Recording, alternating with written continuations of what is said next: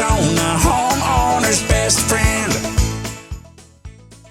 You had a talking point in here on the 3 pillars of a community-supported bakery. I thought would be fun to make sure we covered those.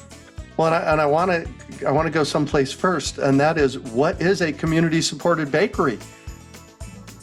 Yeah, community-supported bakery to me is something I just put together from my background, and it makes sense to me. So when I had a chance to work with local grains, I wanted a bakery model that was not this ordinary, the model that we've seen, which is making a product, selling to the community, dollar for the dough, whatever. But instead, it takes a lot of education. When you have these pursuits, local grain economy movements or local food movements, you really need to talk about it. You really need to educate people why this is important. Why is it important to create biodiversity of seed and grain, or whatever the product is. It's important environmentally, to just make sure this creates sustainability, to if there's any sort of change in the world or in the climate, we have some best selected seeds that are growing well.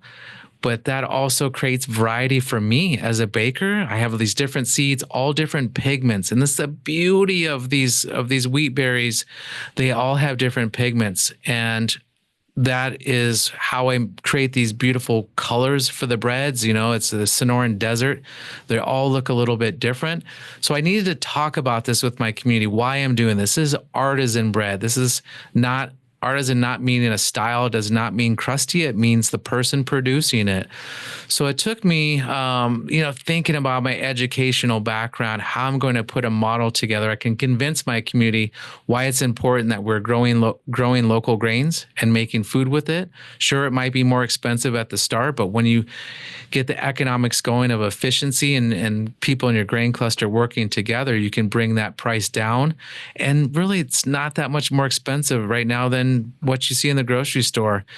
This bread, the bread I brought in, is a 2-pound loaf, and in Gilbert that sells for $12. In Tucson, it's a smaller loaf, it sells for a little bit less, but pound for pound, gram for gram, whatever, you're getting about the same price. It just comes down to how you spend your money and how much you investigate your food. So outreach education is a big part of my business, and also local grain economy development, working with farmers, holding learning sessions for all people involved in my community.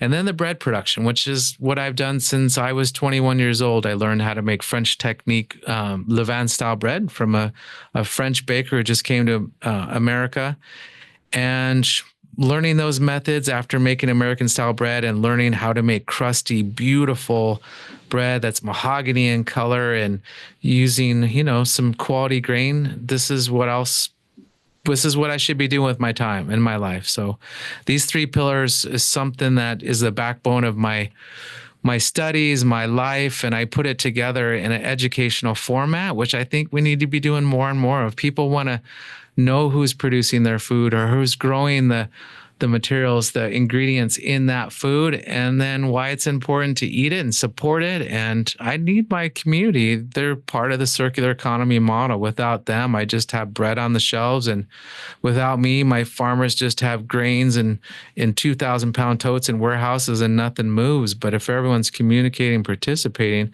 we have something. We have something that's going to live into the future. And this idea right now, the community-supported bakery, it's seen the world over. I've been to Taiwan to teach it, a couple rounds. Mexico, I've been to Poland and Krakow and Warsaw to teach it.